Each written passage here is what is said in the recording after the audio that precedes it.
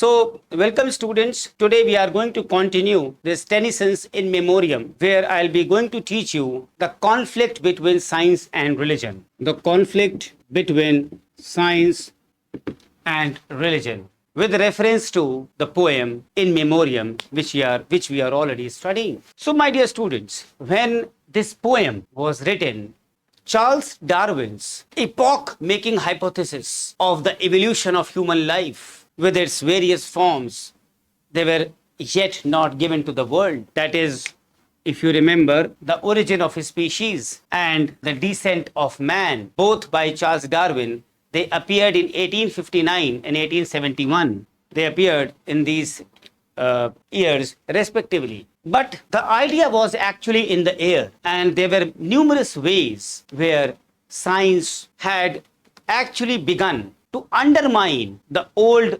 foundations of the religious faith. And here, Alfred Tennyson, he very bravely confronted the discoveries of biology, geology, and even recognized the cruelty, the hostility of nature. And I'm sure you must have remembered that famous phrase of Tennyson, which has become so popular in the international English literature platform, that is, nature red in tooth and claw. Here I would like to explain one thing, that Tennyson's nature or his way of writing, his approach was very different to William Wordsworth. Wordsworth saw nature in a different perspective. Wordsworth did not see the negative aspects of nature, whereas Tennyson saw the negative aspects of nature as well.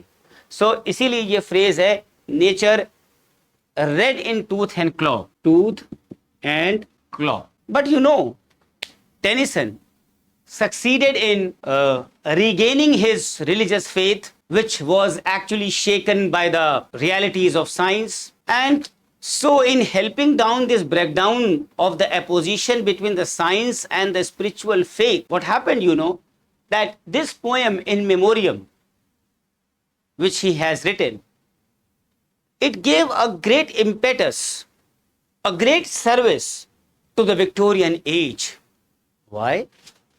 Because, you know, this poem has been exhibiting the various phases through which Tennyson passed from the first shock of despair, the hopeless miseries, the rebellion, and to some people, the poem might appear too melancholic. But to tell you the fact, it is one of those most victorious songs that ever a poet has chanted, with an undertone, no doubt, of melancholic, of despair, of sadness, which belongs all the human joy in front of the mysteries of death, which we have already I have already discussed with you. So, In Memoriam, we can say, as an adequate testimony of man's triumph over the doubts that were besetting the Western culture. And in Tennyson, they actually recognized a very eloquent spokesman of their own fears, of their own despair, of their own hopes, their will to question, their commitment to the advanced scientific knowledge, their belief in the religious sanctities. And thus, though In Memoriam has been written as a personal confession, the poem, within a period of few months, became a public document, and it was liked so much, and its relevance to the Victorian age became greater as days passed by, as the conflict between the science and faith became keener.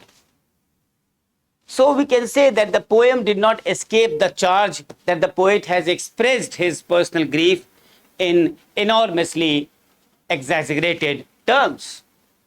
Fine. Now, इस poem पे एक charge भी लगा है students, and that charge is about the charge of obscurity and even the suspicion of homosexuality. So, under this section, this poem in memoriam has also been criticized, one of being as obscurity, because there are certain passages which are very tough, not able to understand, so the term obscure has been used. And some readers have also perceived a homosexual element in Tennyson's love for Hallam as expressed in his poem. इसी प्रकार का एक charge, a same type of a charge is often brought out against Shakespeare, whose expressions of love for his youthful friend Mr. W.H. आपको शायद याद होगा, Mr. W.H.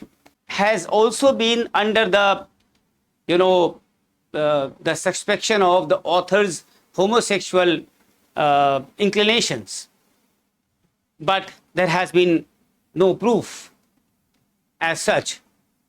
And it is true that there are many passionate passages in both Shakespeare's sonnets as well as Tennyson's In Memoriam. Tennyson speaks of his widowed love and widowed heart and compares his relationship with Hallam to that of a devoted wife with her husband, thus giving rise to the readers that yes, he has himself given us that comparison and that suspicion level, and that Tennyson's love for Hallam may be of a homosexual kind. But this suspicion and this obscurity will never detract us from saying that In Memoriam is not a great poem. It is yet a greatest poem. It is one of the lyrical masterpieces, undoubtedly and undisputedly, and which ends on a note of triumphant faith even. So that is why this is important. The greatness of this poem In Memoriam not only won the critical acclaim, but won the Tennyson's the poet laureateship. And even if In Memoriam had not been published, Tennyson's name would have surely been considered for laureateship. अगर In Memoriam नहीं भी लिखा होता उसने, then too he was of that outstanding level that his name would have been considered for laureateship, which was vacant after the death of William Wordsworth. But with the publication of In Memoriam, his prospects basically got strengthened, and Tennyson was given a great honor. Prince Albert, जो Queen Victoria के consort थे, he expressed his high opinion of the poem, and the Queen ordered on 5 November 1850 that the position of poet laureateship should be offered to Tennyson, and he accepted the honor without any hesitation. Fine. So these are the important things to be understood about this poem. Now we will understand about the prologue and the epilogue.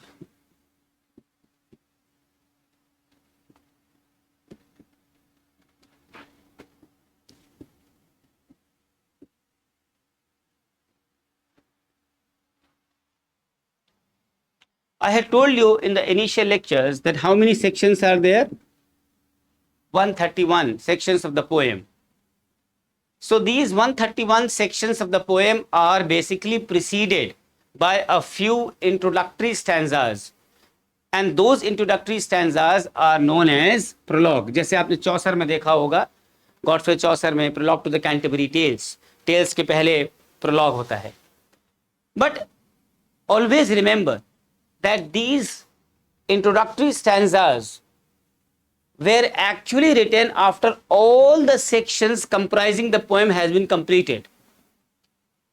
So the student would be very happy and he would do well to read these introductory stanzas after he has gone through the whole poem, because first he has written the whole poem and then he has written the introductory part. And as far as the epilogue is concerned, it is an epithalamium, which is understood as a wedding song, which is written to celebrate the marriage of Tennyson's sister Cecilia, उसकी जो which is basically written, जो epilogue है, written to celebrate the marriage of Tennyson's sister Cecilia with a very scholarly man of the name of Edmund Lushington. Edmund Lushington, Lushington. So ये marriage celebration के लिए उसने लिखा था epilogue, and this epilogue basically is a very fitting close for the poem because of its hopefulness, because of the future of the human race, because of his joyousness. Though people have even criticized it, that the epilogue is unnecessary and it should not be there. So, but जहाँ पे अच्छाई होती है वहाँ पे बुराई भी होना बड़ा ज़रूरी है. So nobody can be a perfectionist at all. Now, if we talk about the In Memoriam, which has different sections, which has been written at different intervals. I had told you earlier that yes, this entire poem was written in the interval of 17 years. So this 131 sections of the In Memoriam, which together form a single identity, a single poem, through it different times and sections which is written in different times. And the idea that all these different sections could be brought together was with Tennyson's friend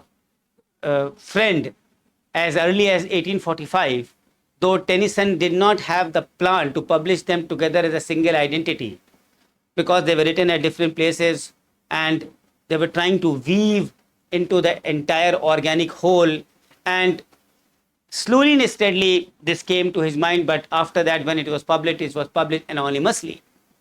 And this poem In Memoriam, students, as we have told, we have studied, it is an elegy in memory of Henry Arthur Hallam, who died in 1833. And the lyrics and the songs and the poems which are part of this poem were written in a period of 16 to 17 years. Fine, which we have already studied in the initial lectures.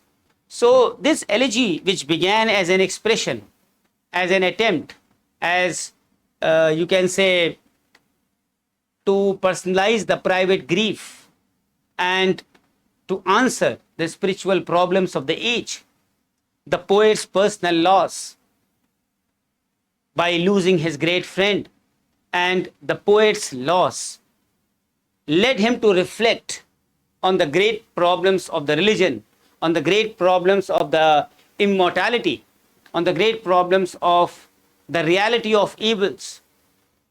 So this poem as a whole is basically a record of the passage from the absolute despair